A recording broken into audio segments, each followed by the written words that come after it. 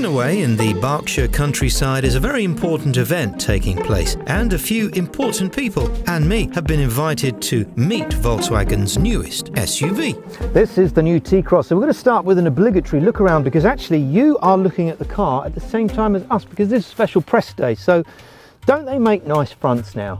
The T-Cross is an SUV for not massive money, based on the Polo, but bigger at 4.1 meters. And as you will see, it fits more things and is more practical, making it perfect for adventures in and out of the city, as we might soon discover. From the side, what I like is how well proportioned it looks in comparison to some of the other cars beginning with T that Volkswagen make. There are 11 different colours, and this has got really nice creases all the way down, making it all look very sort of tight and together. And at the back you've got this is almost a bit like a Jeep actually, with these square lights at the back and also this full reflector, which is really nice, almost aggressive and energetic, saying I can go off-road but I can't because I'm front wheel drive. But it's nice, T-Cross there written, little window, not much vision, but overall beautiful back as well. Now the room in the back here is about the same as a T-Roc, and that is odd because a T-Roc is a little bit more expensive. It says in their advertising material that 6-foot men can fit here, or 6-foot women.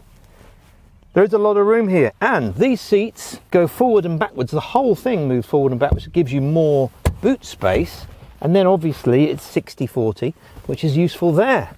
It's also, I can tell, quite soundproofed in here. Although there is one noise that is a bit unusual. It's that one. But right, the cabin. So this is a very energetic space in here. I'm liking the materials. They're not luxurious, but it's not luxurious money. But I do like this new, very new BMW steering wheel. It's very, yeah, like that. That's good.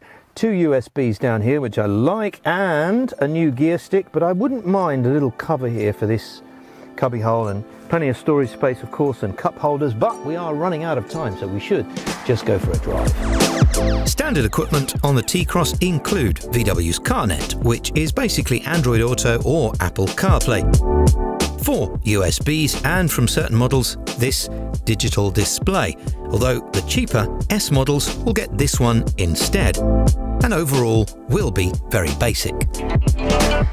And when I say basic, you will get a basic one. This does come with lane keeping assist and a blind spot monitor, which is nice, but you won't get parking sensors for free or mats.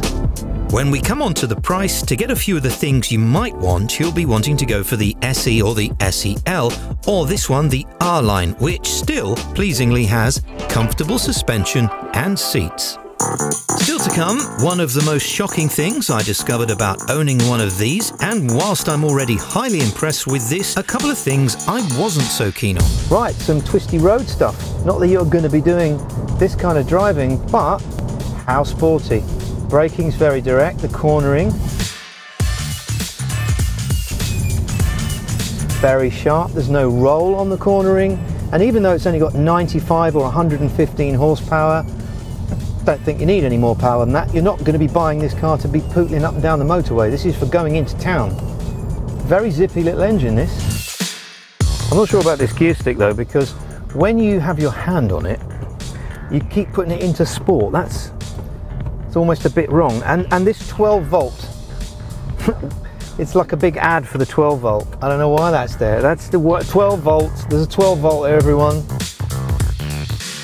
Right, technical bit. This is a dB meter. It's only on my phone because Leasing.com haven't bought me a really sensitive one yet. But anyway, what this does is it gives me an indication how loud a car is, and I can give you a number in future videos. So this around town is 49 decibels. A Touareg was 46. So this is only a little bit louder around town than a Touareg at 60 miles an hour. Gives you an idea. In other words, a short way of saying it is this hasn't got as much road noise as I thought. Speaking of noise, this has a very nice engine sound to it. For a 1 litre 3-cylinder, it's got two kind of notes that you're listening for. The first is quite an energetic, throaty acceleration noise. The other is kind of a cute little whine. As you can see here, these are the maps. Now, there's nothing really offensive about them, but they're not new, and I expected them to be. These heater controls and the vents don't seem as nice as those in previous cars. And whilst this boot is large, there's little detail and nothing quirky or clever back here to shout about. I can't, though, complain about the seats. I like the mix and suede type material, and you get an armrest. One thing you might want to check though is the cost of the insurance, because I had a quick look at how much it is for one of these on a comparison site last night, and it came out at £485 a year. That is either a mistake or something you might want to check. However, they're not that expensive to lease.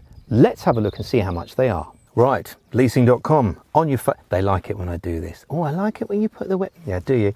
Right, Volkswagen T-Cross. Find my lease deal.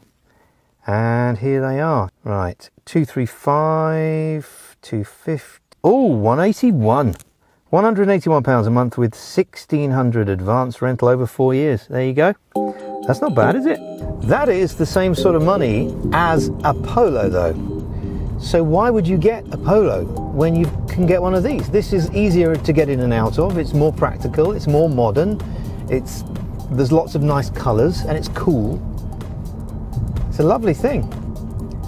They might have shot themselves in the foot here a bit. Get the 115 horsepower to make sure you can actually overtake things, and for the prices we're putting hot links below in the description or up here. Just for reference, you can also compare this to our T-Roc film and the Tiguan, which, whilst good, is my least favourite and most noisy of all the T cars. For the cost, not only is this equally as fashionable as the T-Roc, but it's nearly as good to drive. My recommendation, get one for you, your spouse, your mum and your nan, and then watch as the awards for this little car pile in.